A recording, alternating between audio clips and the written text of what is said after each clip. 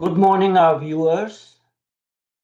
My name is Dr. Adityanjee, and I am the President of Council for Strategic Affairs. Today is Saturday, November 18th. It is 8 a.m. in United States and 6:30 p.m. in India. We are here to have a conversation with General Manoj Mukund Naravane, who was the 27th Chief of Army Staff of India. So we are having this 14th episode of Strategically Speaking with Dr. Adityanjee, and it is my distinct pleasure to invite and welcome General Naravane to the CSA platform. Namaste. Namaste and good morning and good evening to everyone who is watching. And Dr. Adityanjee, it is a pleasure to be with you on this show. And thank you very much for inviting me. So thank you, General Naravane, for being able to find some time.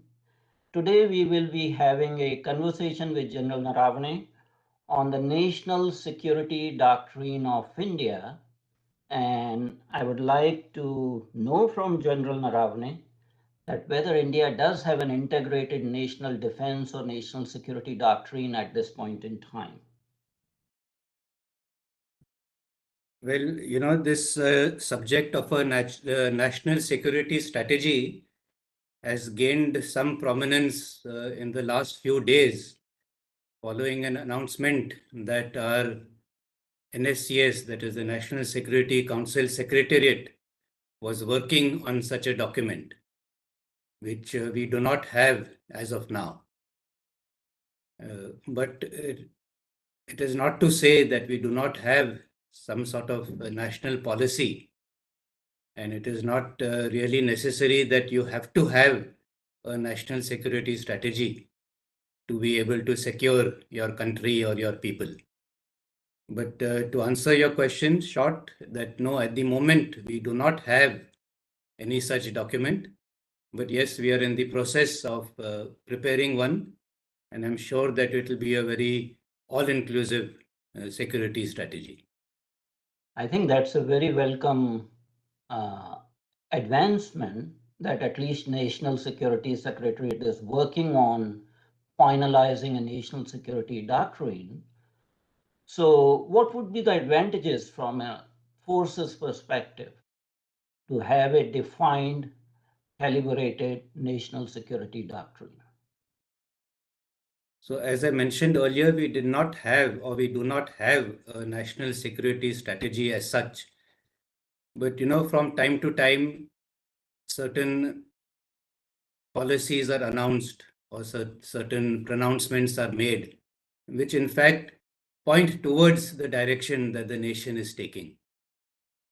The country's no first use policy, for example, with regard to nuclear weapons, is in a way indicating what our security strategy would be.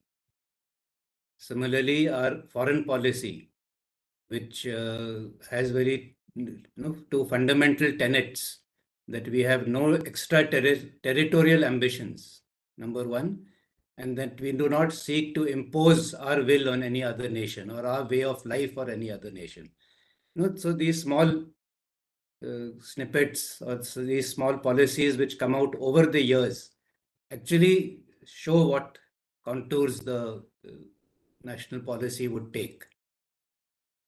But what is important to understand is that, when you say national security policy, we straight away jump to the armed forces.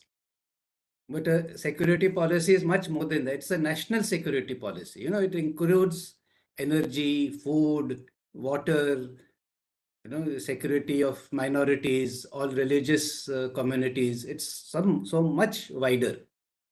And through this, the nation is trying to show what are its core interests and what it is not willing to negotiate about. So that is the actual advantage of having a national security strategy.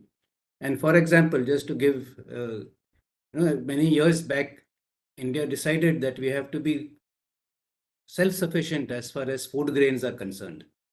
So that was, one aspect of the security strategy, that self-reliance in food grains.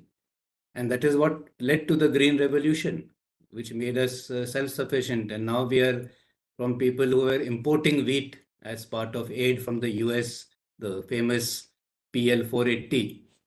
And now we are exporting food grains the world over. That is a sea change. So now we are secure as far as the food part is concerned. Similarly for energy, for water. So there are so many aspects to a national security strategy. You're very right. Security is a multidimensional concept, not just focused on defense. But coming back to the issue of national defense and national security, the country got independence in 1947, and this is 2023. Why there was such a lag in developing a national security doctrine? What are the historical Yeah. antecedents So that you see, as I mentioned, then various policies which are in place sometimes do take the place of a formal strategy. And it is not necessary that one has to have a national security strategy in place at all times. In fact, historically, even the US started formally declaring a national security strategy only after the Goldwater-Nichols Act. And the first one, I believe, came out only in 1987 or 88, which is more than 100 years after US got independence. The UK followed even later than that. So it is not that you have to have a security strategy, but yes, if one is in place, it does give a clear indication of what are your national interests and what is the direction you would like your country to take and your country to grow. now, in absence of a comprehensive national document, do individual services have their own doctrines that they are following? So yes, so you see, from a national security strategy, which would have various components, there would be a military component to it, which would define what our military strategies should be. And first and foremost among that is, of course, that we have to secure the territorial integrity and sovereignty of the nation. So that, of course, already exists. And from this flows the military strategy that we have for the three services. From this flows the fact that we are uh, deployed along both the borders with Pakistan and with China to the north. And how to tackle each of these potential adversaries is also part of what goes into the military part of the national security strategy as part of a doctrine for the army. And similarly, the Navy and Air Force too have their own such documents, which are but primarily for internal circulation. Obviously, we would not like these kind of things to be in the open domain. I agree with you. For a long period of time, Indian Army followed what used to be called General Sundarji doctrine. So for sake of awareness of our viewers, if you can elaborate what was this General Sundarji doctrine and what were the lacunae with General Sundarji doctrine? Well, offhand, I don't recollect the exact contours of that doctrine, but I believe, if I remember, I was quite a junior officer in those days, that at that time, Pakistan was seen as our major adversary, and it was felt that we need to have more emphasis on mechanized forces and mechanized formations to be able to take the battle deep into enemy territory. And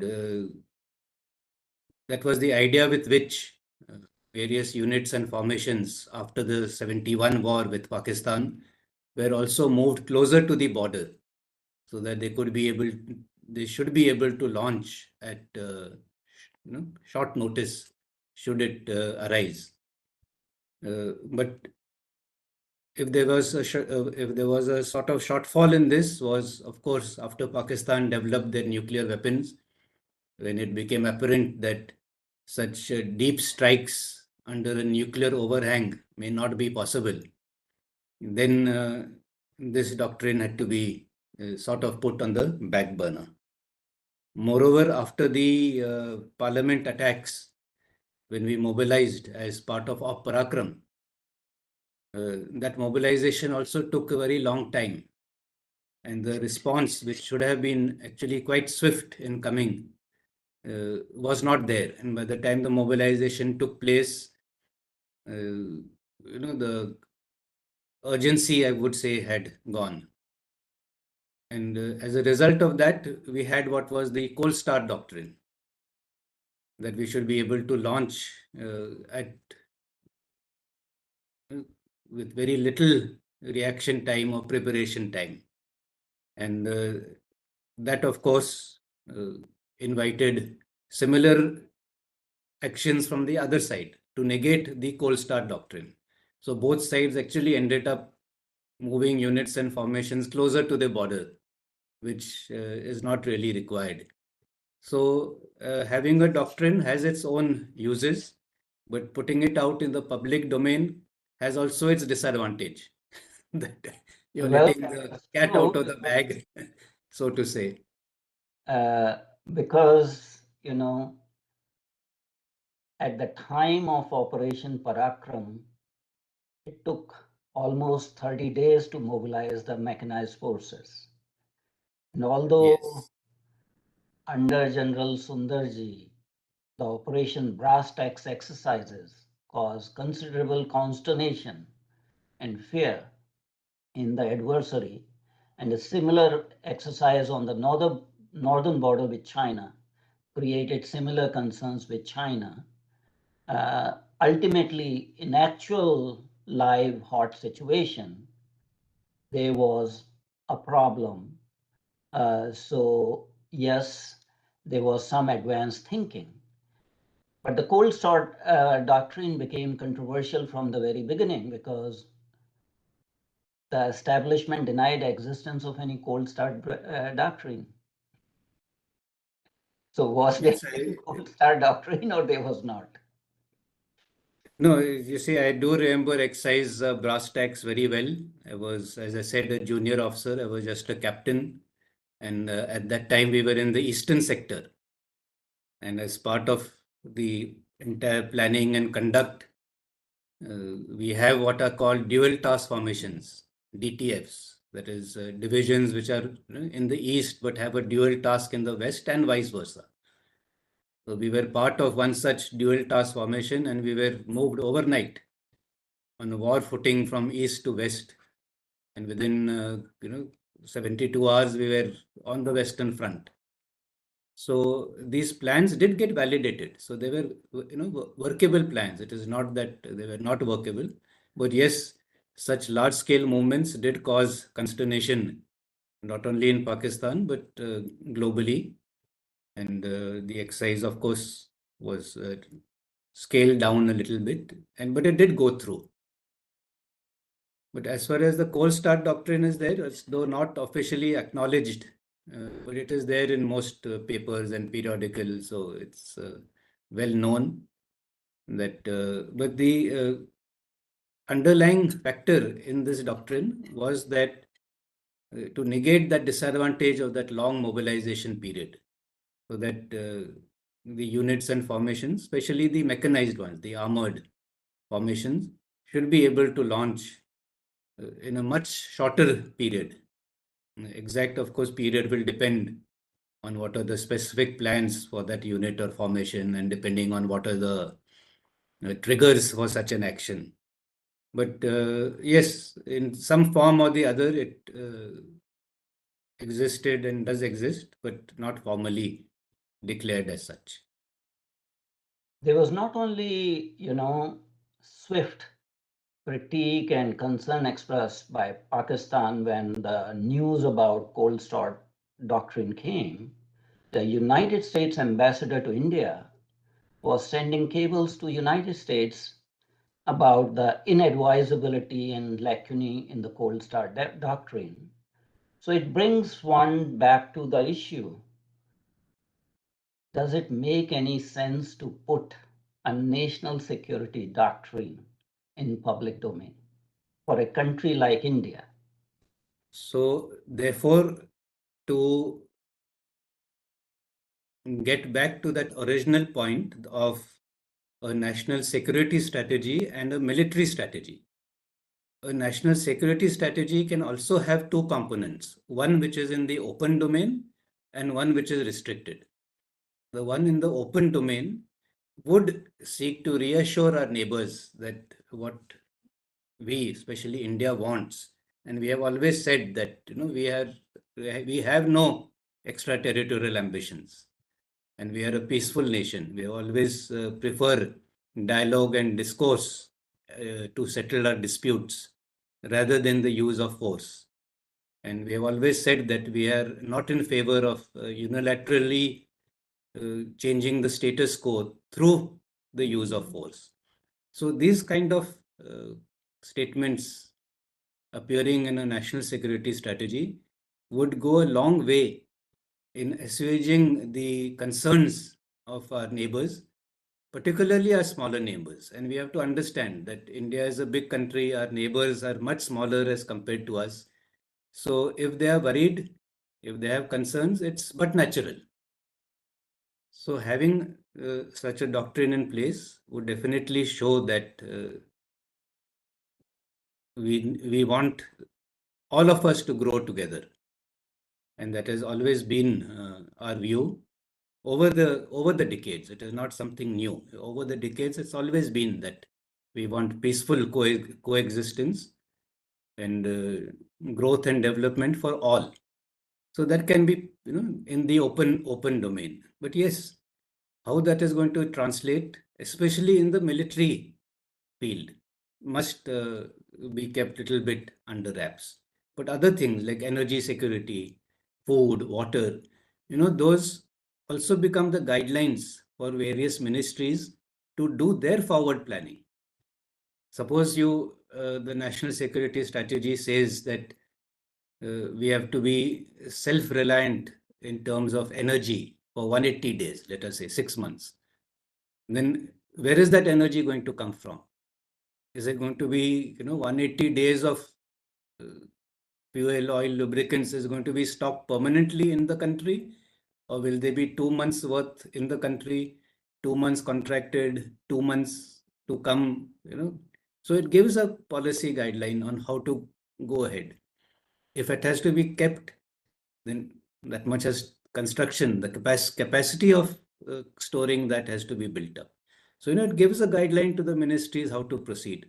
The industry also comes to know. For example, the Make in India and Atmanirbhar Bharat, which will definitely be part of a national security strategy. It's not a military thing exactly, but that gives an idea to the industry that this is where we need to invest. Similarly, it gives an idea to foreign vendors and foreign companies that if we have to look at the future, we will have to collaborate with India, and it will no longer be a purely buyer-seller relationship. So therefore, a strategy does have its advantages, but there is no doubt that some things will be in the open domain and some things have to be kept under wraps. I think that's a very wise balance between transparency and safeguarding national interests. So coming back to the experiences since 1947, if we see the 1948, operation in the state of Jammu and Kashmir, and then subsequently 1962 war, followed by 1999 Kargil war, there was a need felt, there was a perception about having jointness, combined Army, Air Force operations. And I believe that Indian Army has a joint military doctrine at this point in time. How important is that joint military doctrine for the country? Well, yes, you have mentioned some of the wars that we have fought, both on the west and in the north. 47, we were still a fledgling nation, coming to grips with our own understanding of our armed forces and the deployment in actual combat.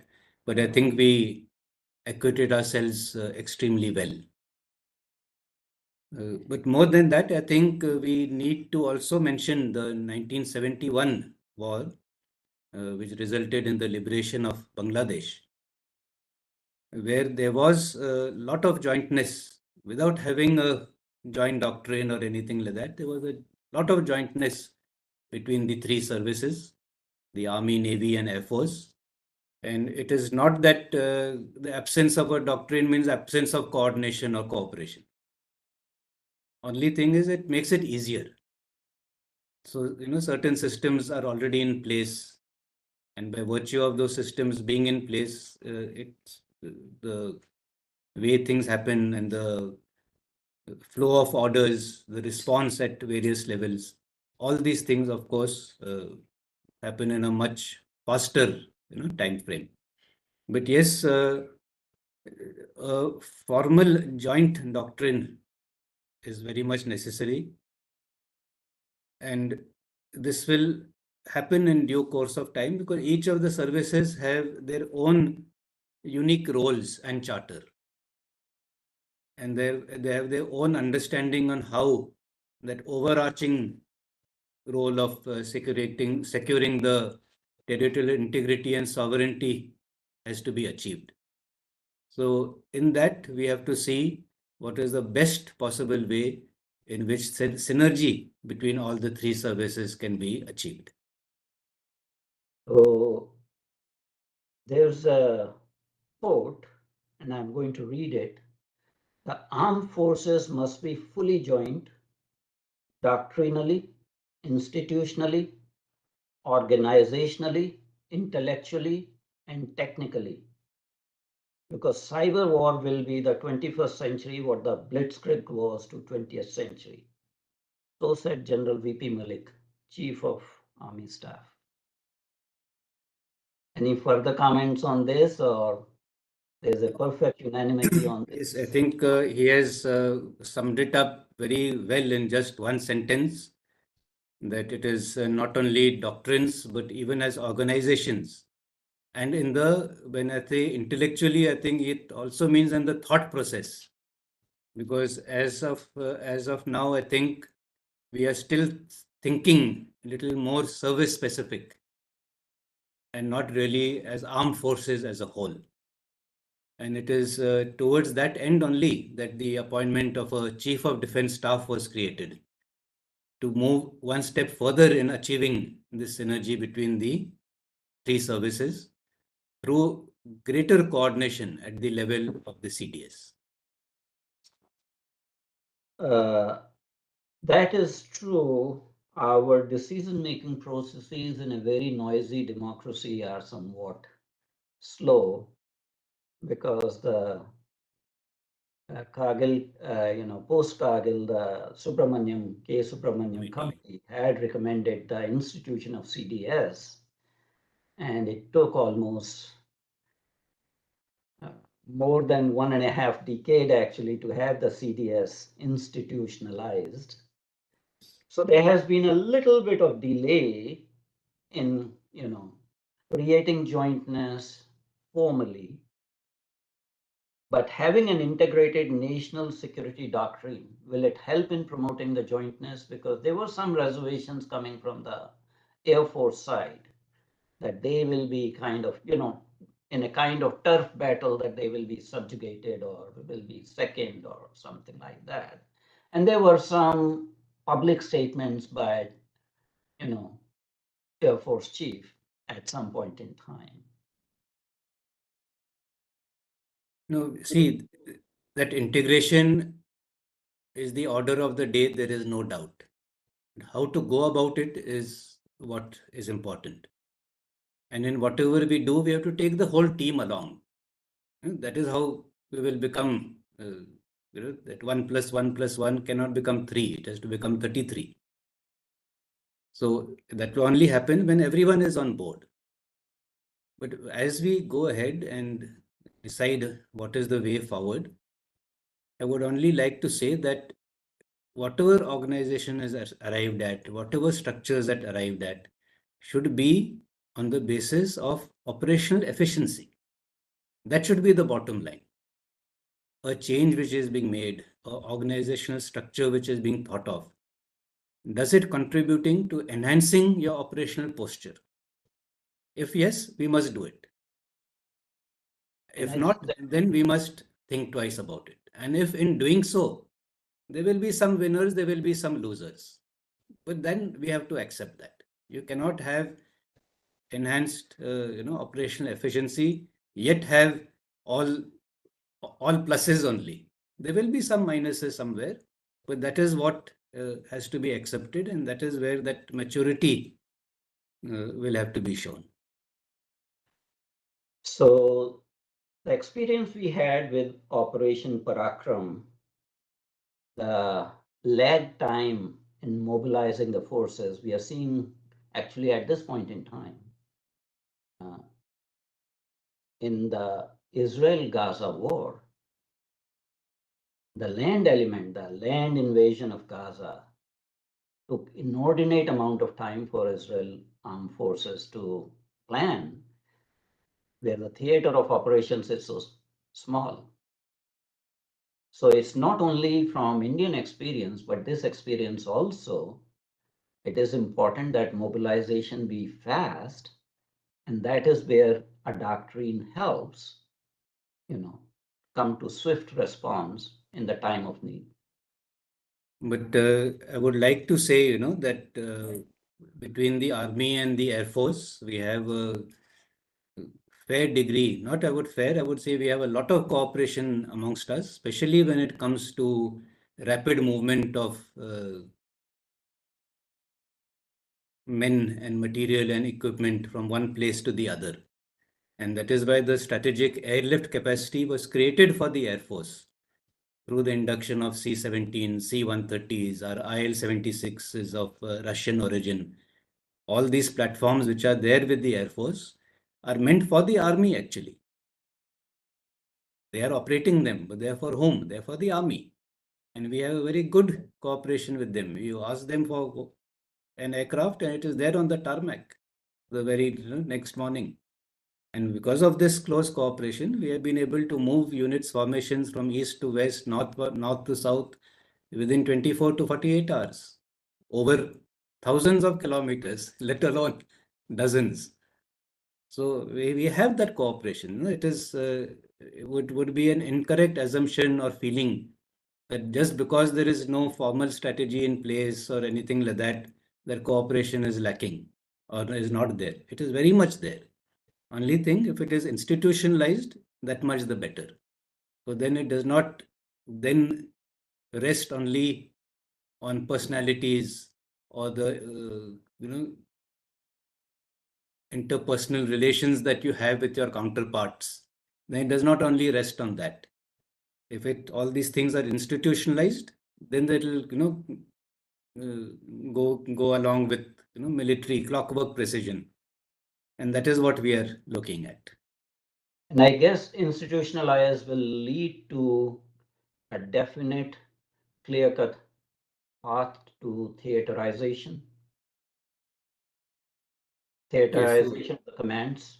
so that is now what is on the agenda, specifically as far as the CDS is concerned, that how to go about this task of theaterization, how best to utilize the resources at our disposal. And resources will always be scarce. It will never be, nobody will ever say, I'm happy with what I have. Everyone will always say, I need more. Whether it is whether it is an industry, person will say, no, I need more budget. Whether in the army, I'll say, I need more divisions. Air Force will say, I need more squadrons. So resources will always be finite. Now, it is how these finite resources can best be employed.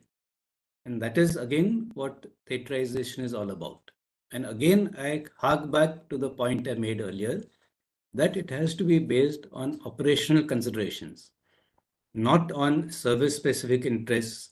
It cannot be based on human resource, HR considerations, that how many promotions to which are more service, how many billets, how many 3 stars, how many 2 stars.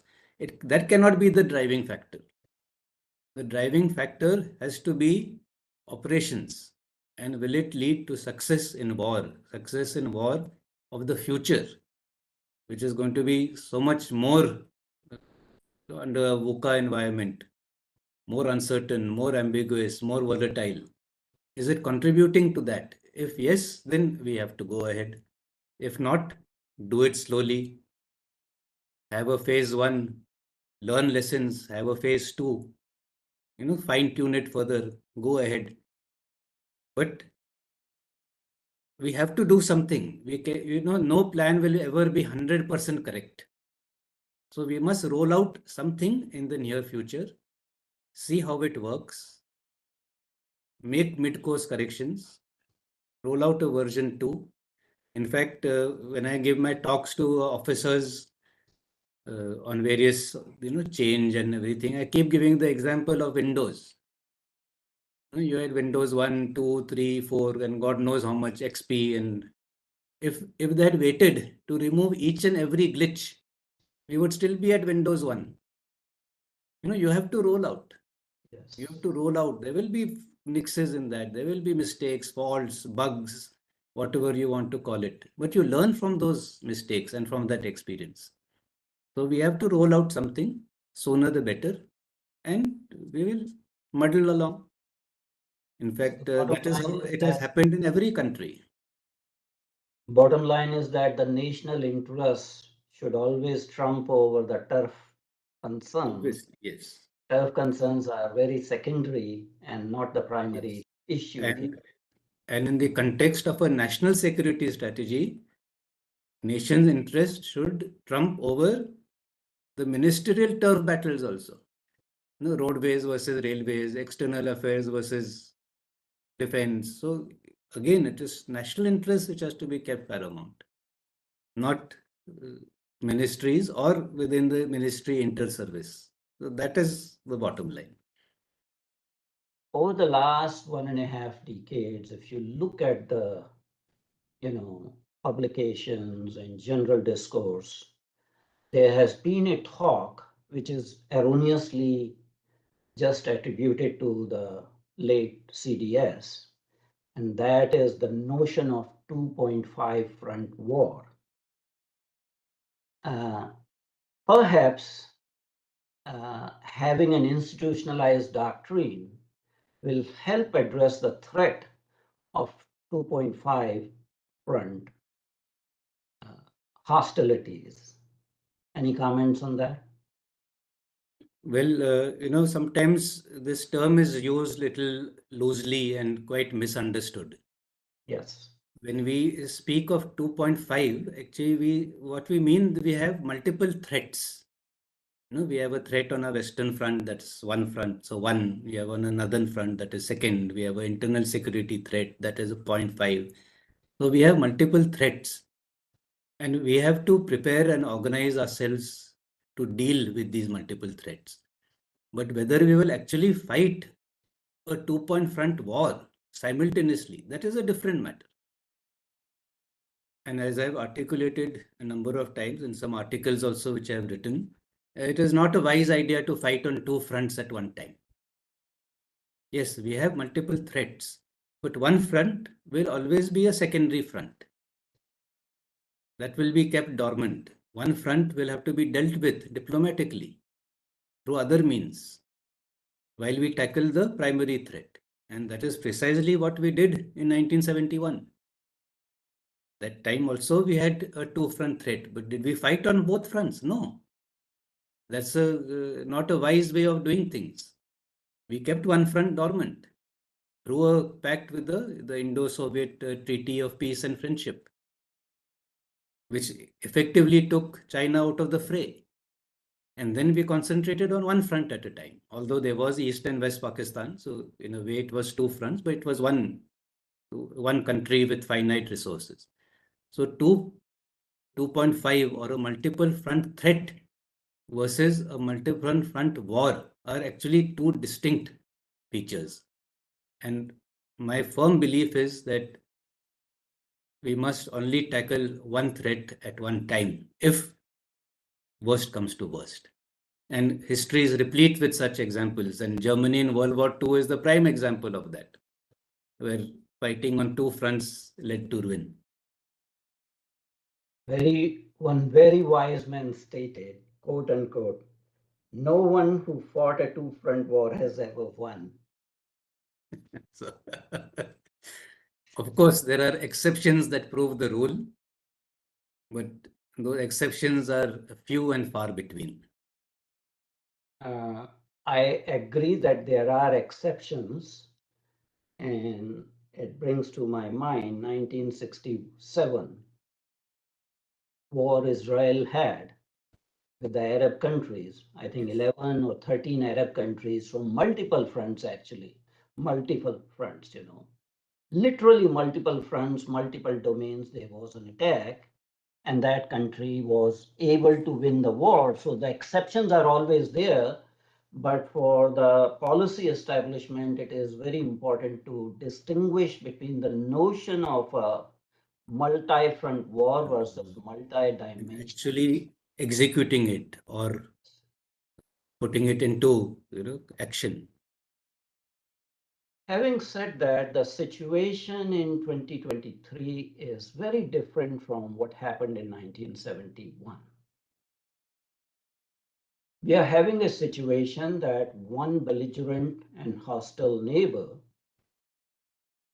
has converted another belligerent and hostile neighbor into its economic colony and has actual military bases in this economic colony. So that clear-cut distinction of different fronts in case of a hot war might disappear. So Well, if we plan for the future, we have always had this aspect of collusivity between these two countries in mind, and we have always kept that in all the planning that we have done. But how much that really translates into action will have to be seen depending on the situation prevailing there. For one country coming to the aid of the other, there are short-term gains and there are long-term interests at play. So whether somebody will actually jump into the fray in support of the other uh, remains to be seen. And we have seen even now in various conflicts which are raging across the world. People give moral support. They send little arms and ammunition, weapons, equipment, but nobody sends boots on ground anymore.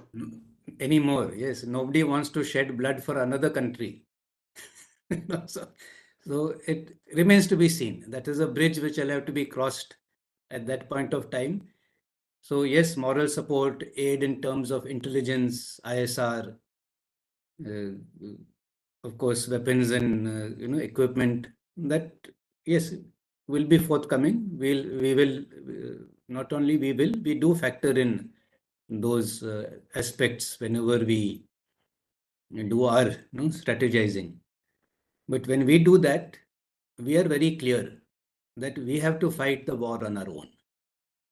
We do not make any plans based on what may or may not come from outside.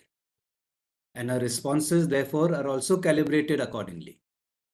We don't go gung-ho that no, we will do X, Y, Z and the whole world will come in our support. No, we will do what we can on the strength of our arms, हमारे बल पे, not looking over our shoulders for assistance from anyone else. Well, that would be really very foolish to expect any other country to come to our defense. So, since we are talking about institutionalizing a doctrine, uh, let's come to the adversaries or the threats. Pakistan has now, in terms of the nuclear this thing, this new notion of full spectrum deterrence. We are still having this no first use doctrine that was enunciated in 2003. When Pakistan openly declared itself to be a nuclear state, it followed India and followed the same doctrine of minimal credible deterrence. But around 2015, the Strategic Planning Division of Pakistani armed forces changed the doctrine to full spectrum deterrence with use of tactical nuclear weapons in the theaters. How should we try to tackle in view of the doctrine we enunciated in 2003? See, Pakistan is well aware that they lack the conventional superiority against India.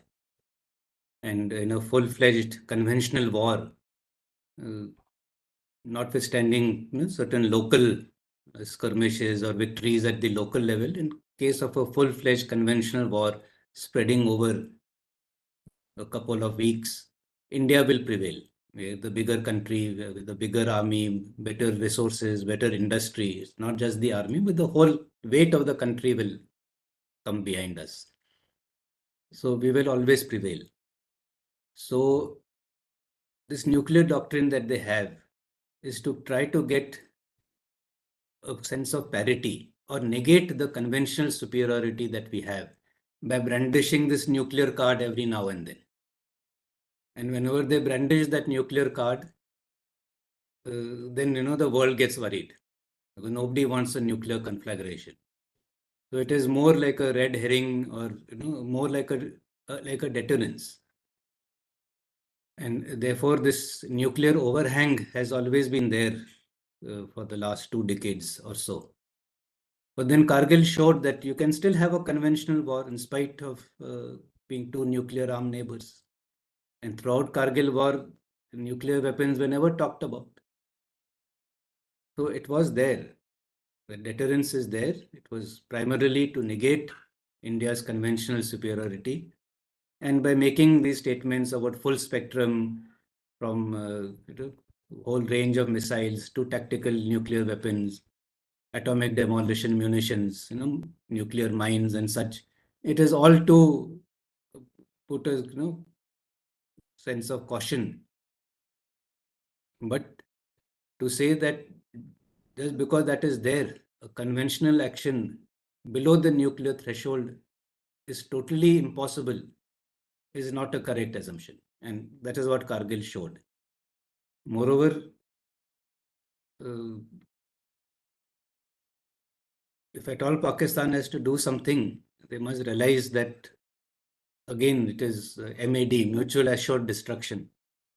So nuclear weapons have, except for the 2 times that they were used, have always played a role in deterrence. But whether any country is actually going to use them, and any country which uses them is going to be using them as a last resort when faced with a existential crisis. It is not something which is going to be used that, okay, we are suffering reverse in Shakargarh sector, so let's bomb the hell out of it. It's not going to happen that way.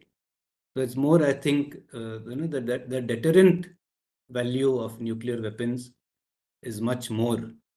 The bark is worse than the bite.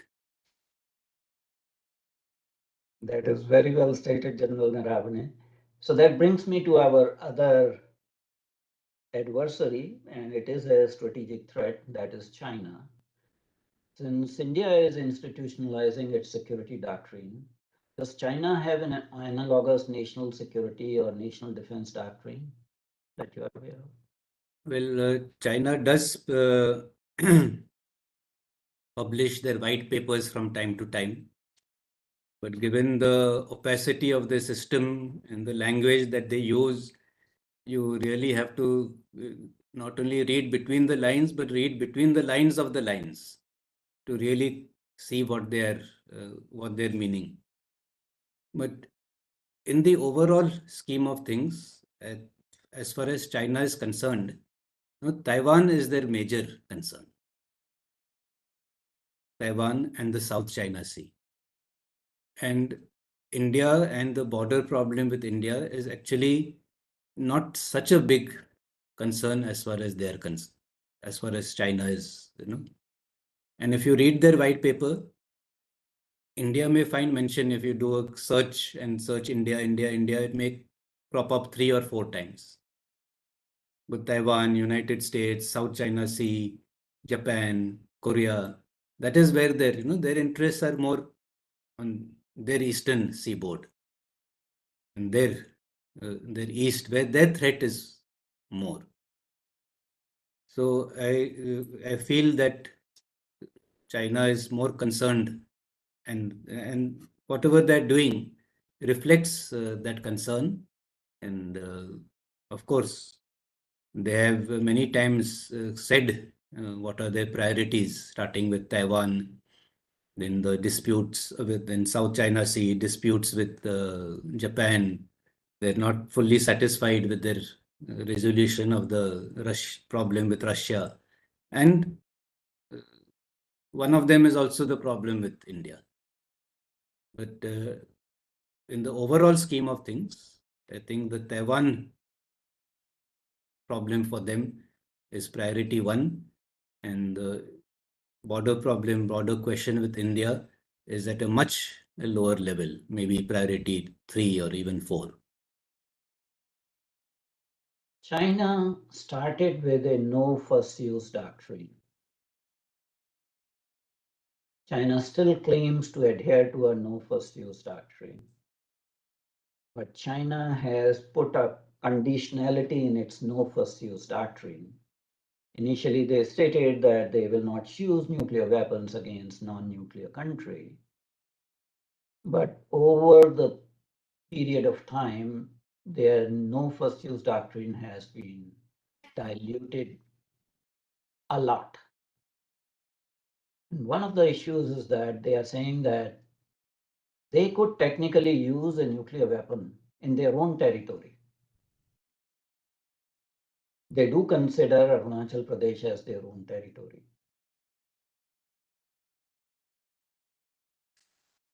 Does that worry India's policy establishment? Yes, their nuclear doctrine did start off as no first use. Then they paraphrased it that no first use against the non-nuclear countries. That was obviously aimed at us, excluding India, and that was post our going nuclear. So meant that they can use it against us even in a first use manner. And China has always played this card of, they in fact say that battle at the political level and the battle at the military level are two different planes altogether. And the first shot on the political plane is not necessarily the first shot on the military plane, and vice versa. So again, these are ways of putting pressure and trying to dissuade us from doing more infrastructure development in our border areas, especially Arunachal. But I think heart of hearts, they should know it's gone. They're never going to get it back, whether they use nuclear weapons or not.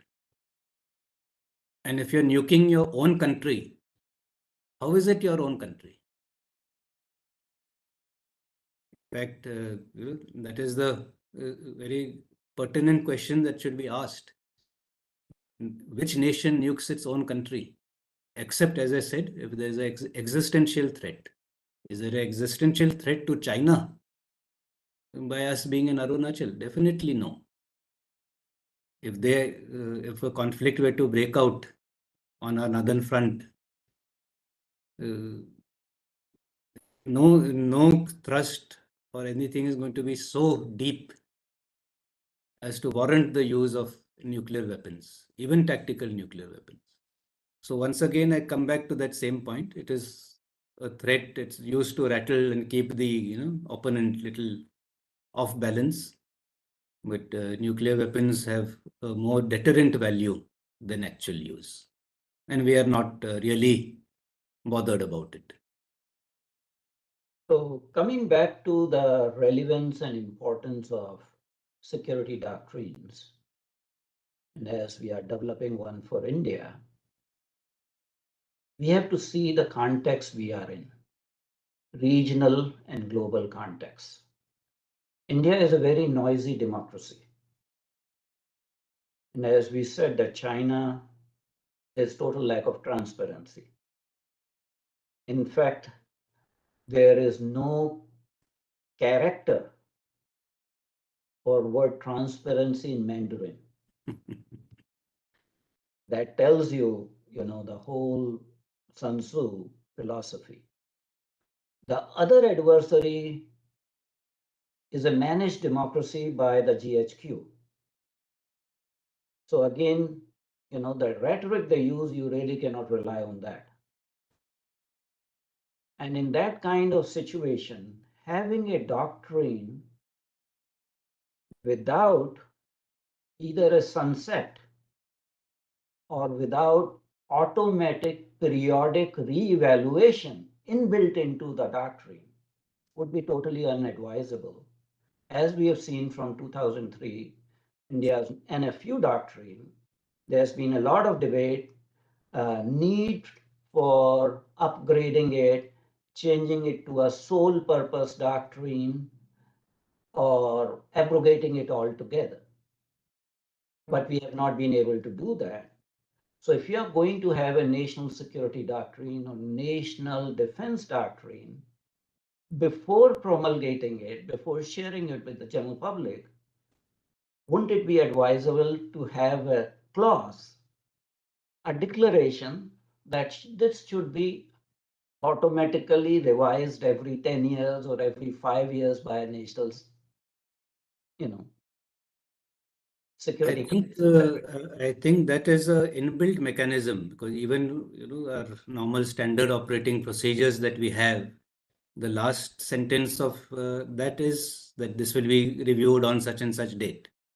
So that is a automatic process, and changes, mid-course correction, reviews, not only periodically, but reviews may be necessitated by changes which could not be foreseen. Something like the COVID pandemic, for example, that would have, it will change the entire security strategy. Health will become the most important, and other things will go take a back burner. All resources, your budget, everything will go towards health. So these changes, not only periodic, but event-based, will also be required, and we are doing that. In fact, we will soon be having conventional ballistic missiles also. For a long time, we did not have, whereas both our neighbors had. We stuck to the fact that let us have only nuclear ballistic missiles, because having conventional ballistic missiles, there is a little bit of ambiguity. It may lead to miscalculations, that is this a nuclear or a non-nuclear missile which has been launched. But yes, we have also moved ahead. We have decided that we will have conventional ballistic missiles. So these changes obviously keep happening. But I'm glad that you brought up Sun Tzu, because Sun Tzu says that the acme of skill is to fight, or is to win battles without fighting. Without fighting. But everyone seems to be hell-bent on fighting. So we keep reading him and quoting him, but we end up doing exactly the opposite. So I think we are far removed from the practice and its implementation. Well, that brings me to my last issue. India has been lagging in dealing with cyber threats.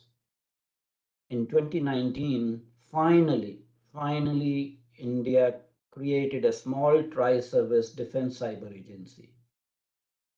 What would be your advice to the CDS or to the National Security Council regarding development of an integrated cyber defense doctrine for India? and the need for upgrading this Defense Cyber Agency into a full-fledged cyber defense command. Well, yes, although the cyber agency was made in 2019, it is not as if it is only a military aspect. We have a cyber agency. We have people looking into this aspect at the national level also. Cyber warfare has again two aspects: offensive aspect and a defensive aspect. So what we are looking at in the armed forces is more the defensive aspects of cyber warfare. Everyone at all levels can't be doing his own cyber activities. It may result in, you know, that may be the trigger for a war. So obviously that cannot be allowed to happen. Just as everyone cannot fire at will across the borders, similarly you can't fire across cyberspace at will. So there has to be a degree of control there too. And again, these three agencies which were created, actually the cyber agency, the special forces, these are again the first steps. And as the importance of these increase or decrease, they will be upgraded to commands or otherwise. And perhaps that is also something which the theaterization will look into, because the cyber command will transcend all theaters. You cannot say that a cyber command will not be involved in the theaterization. So whether it will be a cyber command or whether each theater will have its own, cyber agency, what is now only a cyber agency under the CDS. So whether that will also mushroom and be part of each theater's organogram. So these are the things I'm sure that CDS is seized about and tackling. I don't think I need to give him any advice. He's an extremely competent officer. He was the Eastern Army commander under me, so I've seen him very closely, and so he will do exactly what is required to ensure what is best for India. It was indeed great pleasure talking to you, General Naravane. We are delighted. We are very happy that you took time to come to the CSA platform. Although this is your first appearance on your platform, we hope that you will continue to grace your presence in our roundtable discussions, in distinguished lectures and one-on-one interviews, and support our mission of educating the level of awareness about strategic studies. Thank you very much indeed. We are highly thankful to you. Thank you, Dr. Adityanjee. It was my pleasure to be with you, and thank you everyone at the CSA for making this possible. And I look forward to many more such interactions, and as also, of course, meeting with y'all if I should visit the US or if any of y'all come over to India. It will be a pleasure to host you here. Thank you. Thank you very much indeed. Jai Hind.